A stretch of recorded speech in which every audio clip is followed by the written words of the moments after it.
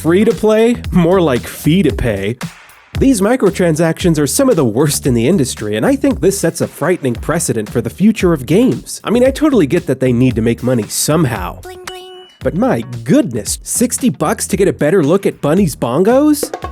And sure, you could absolutely unlock all of this stuff naturally by playing the game, but it would actually be less of a grind for you to go out and make $60 at a minimum wage job. But let's get two things straight here. One, this game is bad. But two, I actually kinda like it. It's pretty fun, and it's extremely addicting. You get that constant buzz of dopamine as you level up your characters, and the movement is decent, and the gunplay feels good, build crafting is really cool, and the boss battles are fine. I do think this game has legs to stand on, but its legs are weak and wobbly as I worry about the first Descendant's staying power. The combat leaves a lot to be desired, the mission design is as bad as it gets, and the grind in this game is absurd. Like, if you want to unlock this cute little swastika here, it's gonna take you like 70 hours to get it. And that ultimate bunny skin I was talking about earlier could take you anywhere between 80 to 150 hours depending on how lucky you get with your drops. But like, who wouldn't want this skin? The helmet is pretty cool and it gives you a really clear view of Bunny's Asphalt Legends Unite. Today's sponsor, the brand new free-to-play arcade racing game that is full of action, allowing you to drive fast and furious in a simulated environment so that you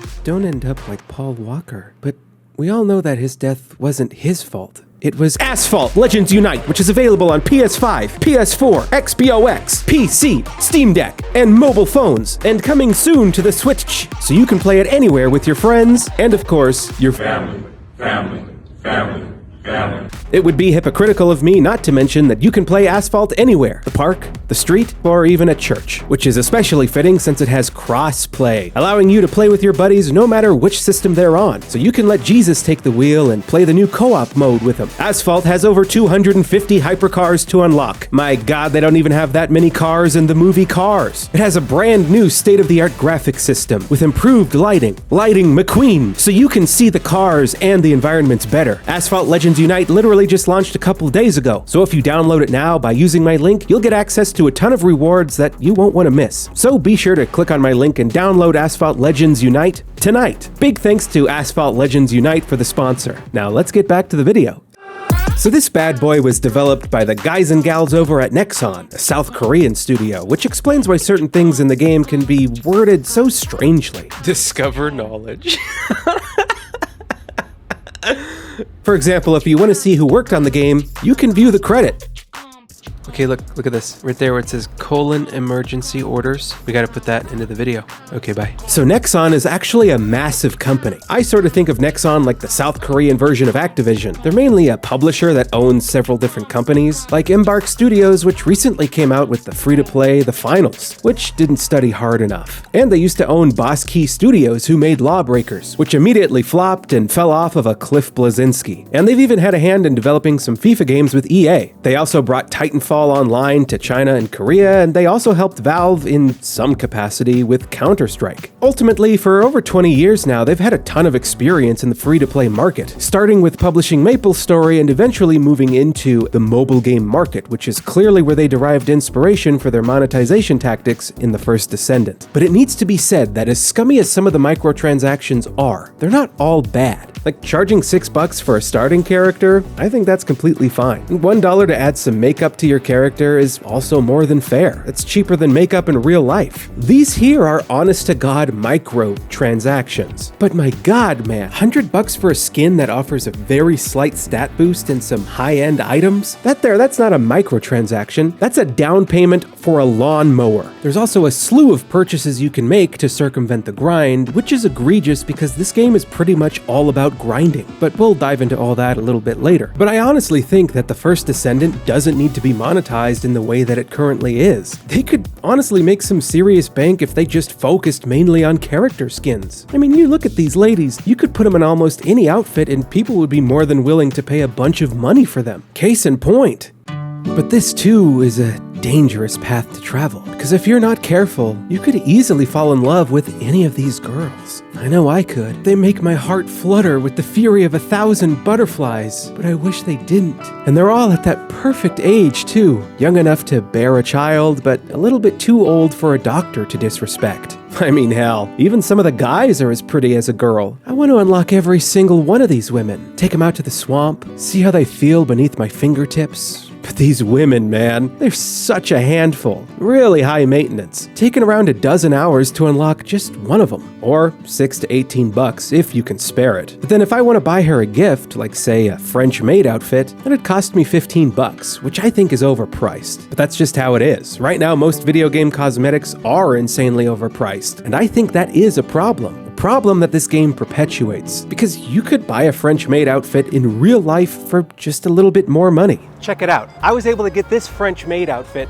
for $25 right here at this religious store called Adam and Eve. Isn't that crazy?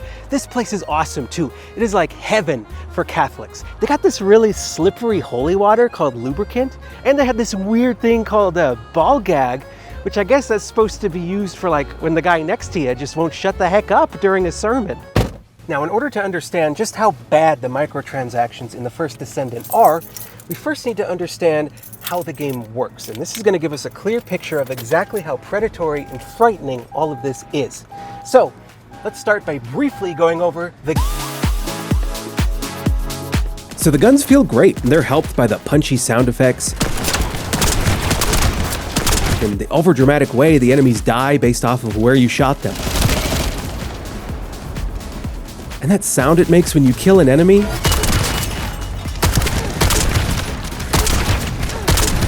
that's satisfying. Movement feels pretty good too. You have a double jump and a grapple, but you can't slide, which is absurd to me that you can't slide in a modern day game that has an emphasis on movement. Feels like something's missing without it. And you can't crouch, which also really sucks because some of the guns have a lot of bloom and recoil. It'd be nice to have the option to crouch in order to lessen the severity of that. So instead of crouching or sliding, you have a dodge roll, which is kind of finicky, and I don't even think you get any invincibility frames while using it, and that also really sucks. The grapple is cool, I guess, but it feels really flimsy to me. You can also grapple onto enemies directly, which would be really cool if the melee ability wasn't absolutely worthless.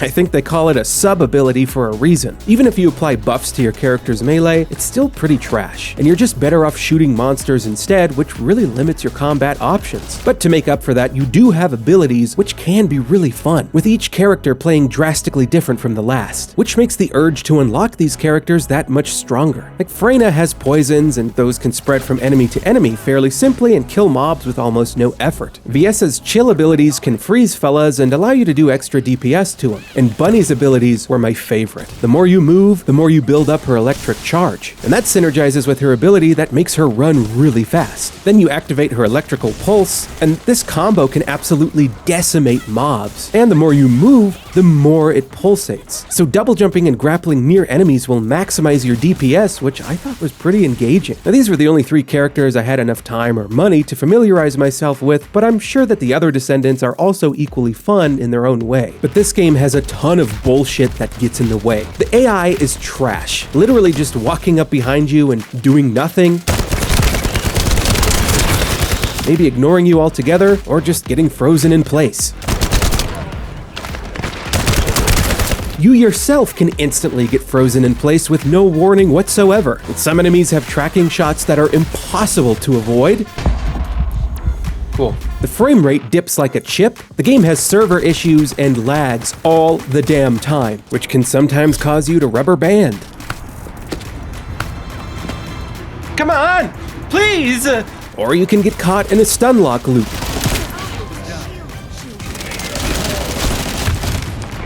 The boss battles are extremely frustrating because you have to rely on the skill of randoms, and if they die 3 times, you have to restart the entire encounter over again, and that's 10 minutes gone. So I spent an hour failing to kill the dead bride boss with randoms until I eventually just decided to ditch them, and I loaded into the boss battle by myself to kill her solo, which I was able to do on my very first try. Except I had to do it again because my game crashed.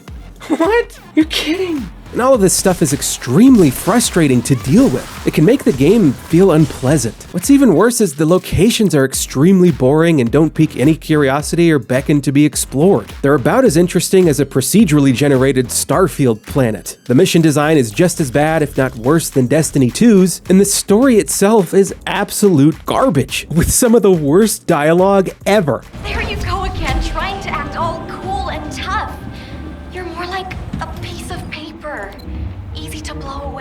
Like I said in the intro, this game is bad, but at least it's got a good amount of builds to craft. I always opt for efficiency in my live services, so I equipped an extra damage mod, a higher fire rate, recoil reduction, and an extended magazine, which paired really nicely with the primary machine gun I was using. I could kill a couple dozen enemies without letting go of the trigger or having to reload, consistently getting the most kills and completing every activity that much faster as a result. And of course, I mainly stuck with Bunny because she can get around the maps the quickest, which drastically cut down on my travel time. But build crafting is where we run into our first microtransaction transgression. So to create a build, you need to assign mods to a gun or a Descendant. Each mod can take up anywhere from 3 to 15 capacity. In the early game, each of your guns only have a capacity of 30, which isn't nearly enough for you to utilize all of the mod slots in a gun. But if you use an item called an energy activator, it'll add 30 more capacity slots to that gun, or 20 more to a Descendant, meaning that you can't use a gun or a Descendant to its full potential unless you activate its energy with an energy activator.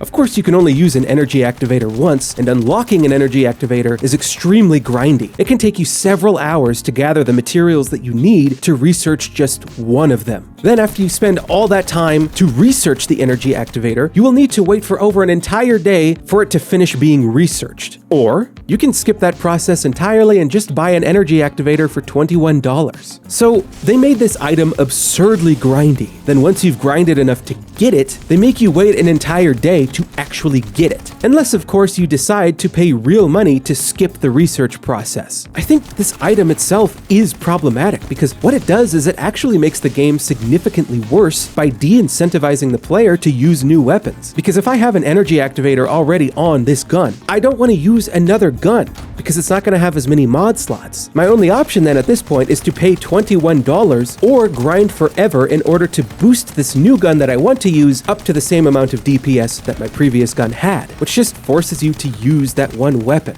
And I can't afford to pay 21 bucks on an energy activator right now. I can't keep spending money on these fake girls. But what I can do, and what I did do, is I've spent real money on a fake girl in real life. I'd like for you guys to meet Kamiko, my new girlfriend. Not only does she fit perfectly into this French maid outfit here, but she also fits perfectly into my life. She likes to watch me play the first Descendant, and my dog loves her just as much as I do. Buddy, don't kill her! I mean, why pay 60 bucks for a bunny skin when I can pay 30 bucks for a pillow skin?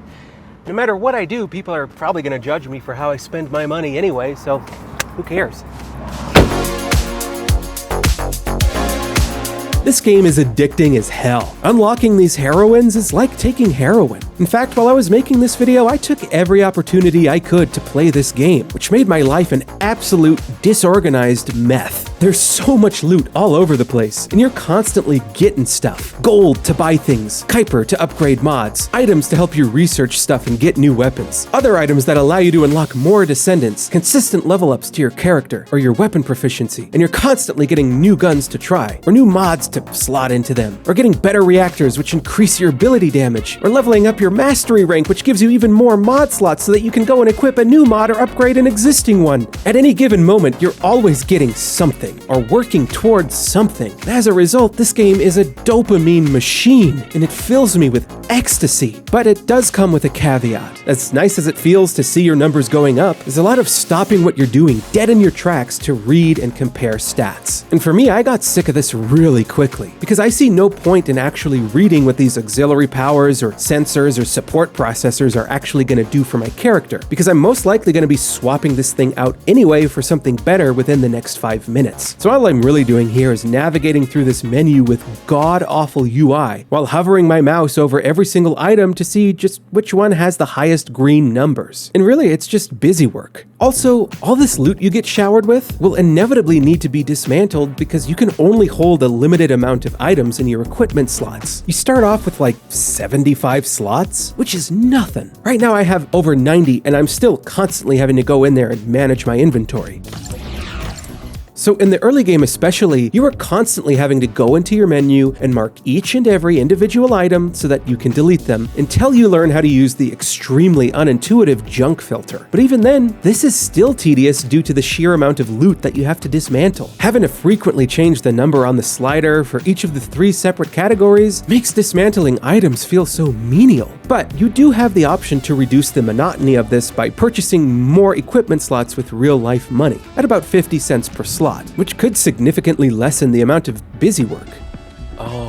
Oh my god, that's actually suck. Which to me shows that Nexus is keenly aware of just how monotonous it is to make you constantly go into your menu and manage all of your items due to the low amount of equipment slots that they gave us. They knew this was an issue, and instead of fixing it, they turned it into a paywall. They could easily just give us more equipment slots straight out of the gate like we had in Suicide Squad, which lets you hold up to like 300 items or something. And keep in mind that Suicide Squad is one of the worst games I've ever played in my life. In essence, Nexus has purposefully implemented bad game design in order to entice us to pay money to circumnavigate their bad design. And I think that is absolutely disgusting. And yeah, sure, 50 cents is very cheap, right? But all of this stuff starts to significantly add up. Like, yeah, Taco Bell is very affordable. But when your girlfriend wants to get it every single day, it starts to become pretty expensive. Here. Come on, you're too skinny. Don't... Bitch.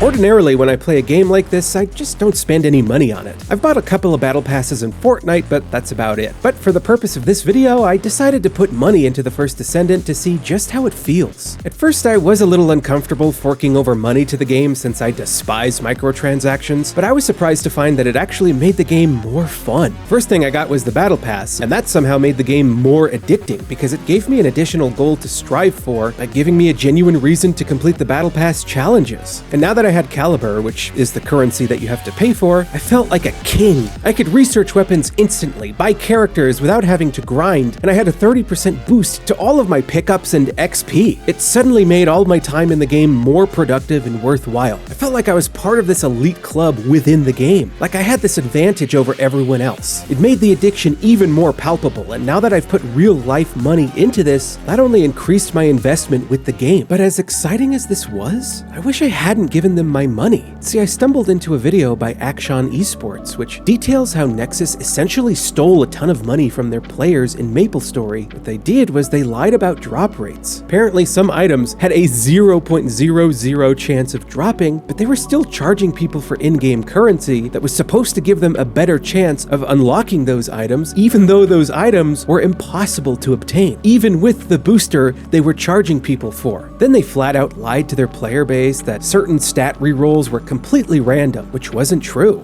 The reality was that they had programmed whatever this thing is to reroll your stats to exactly whichever stats you didn't need, in order to keep you paying for the stuff so that you keep rerolling for better stats, which is essentially gambling. They would also lower the odds you'd have of receiving certain items, but would do so without telling the community that they were lowering those odds. And now, look, I don't play MapleStory, right? So I don't really understand what the hell Action Esports was even talking about. But I do know that this means that Nexus has openly lied to their players multiple times and is willing to withhold information from their player base so that they can farm more money off of them with their shady and manipulative monetization tactics. To me, the fact that the FTC actually fined them for $9 million is proof of wrongdoing. So, what was the result of blatantly cheating players? Well, a fine of 11.6 billion won, roughly $8.9 million USD, which should really piss you off, because as of 2021, Nexon had a total revenue of 480 million USD from Cube sales alone. And this is just MapleStory we're talking about. Can we really trust that Nexus has only relegated this scumminess solely to MapleStory? I don't see how that can be the case, especially since they got away with it. So I think it's more than safe to assume that they have done this with more of their games. But even if they haven't, you really have to wonder, is this a company that we should be giving our money to? Well, the answer to that question really doesn't matter at all if you're already addicted. This game is all about that grind. There's even grinds within grinds. So let's say you grind for a new weapon by gathering a bunch of materials to research that weapon. Then once you can research it, you'll need to wait 4 hours or pay $1.20 to get it instantly.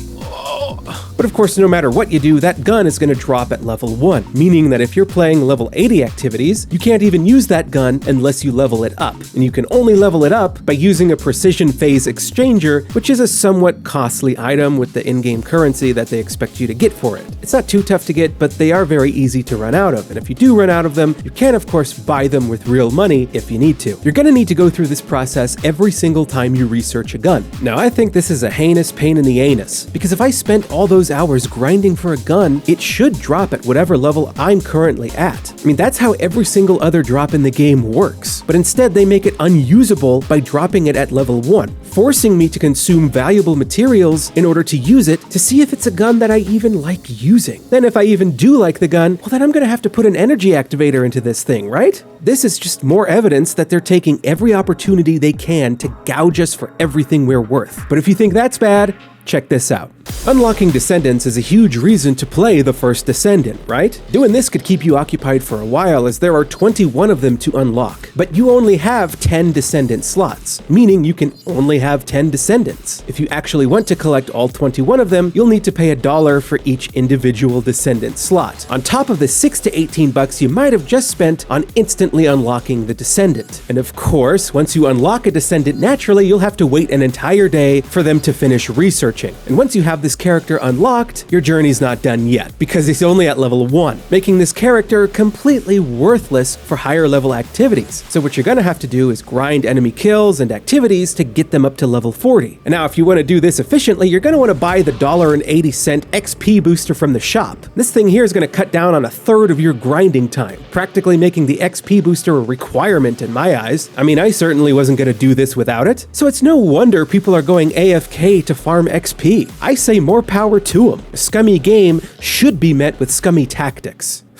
But then when you stop to think about it, really what we're paying for here with all these microtransactions is to save time, implying that the time being saved would have otherwise been wasted. Nexus creates barriers that are designed to waste time so that you feel more inclined to save your time by spending money. And they make this game as addicting as possible in order to keep you coming back, because the more you play, the more you'll pay. Even though they have the power to give us additional equipment slots, or mod slots, or Descendant slots, but they don't, because they know that people will pay for it. From the player's perspective, the entire point of the game is to grind, to always be working towards unlocking something. But from the developer's perspective, the point of this game is to make money. But their way of making money is to shorten or circumvent that grind entirely, to lessen the amount of time that you need to spend playing. But that's paradoxical, because if there's nothing to grind for, then there's no reason to play. And at that point, the only people who win are Nexus. You also lose out on the excitement of getting a rare drop, and you can just buy the item that drops for real money. I see this as not only a blatant disrespect to their own game, but to the player base's time as well. And I can't help but ask myself, if I'm spending money to spend less time playing a game, then why am I even playing this game to begin with? The answer? I'm playing because the first Descendant is that addicting. And so I've come to the realization that if I don't stop now, I'll continue putting more money into the first Descendant, which will only deepen my investment, which will then cause me to play it even more. And it'll be a cycle that could go on for months or even years. So the best thing I can do for myself is uninstall the game. But before I do, I gotta say goodbye to all my girls. Girls, I just wanna run away with girls. Wanna take it all the way with girls. Wanna spend another day with girls. Girls, girls, girls, girls. I'll be making my mistakes with girls. I just really love the chase with girls. You know I never wanna change these girls. Girls, girls, girls.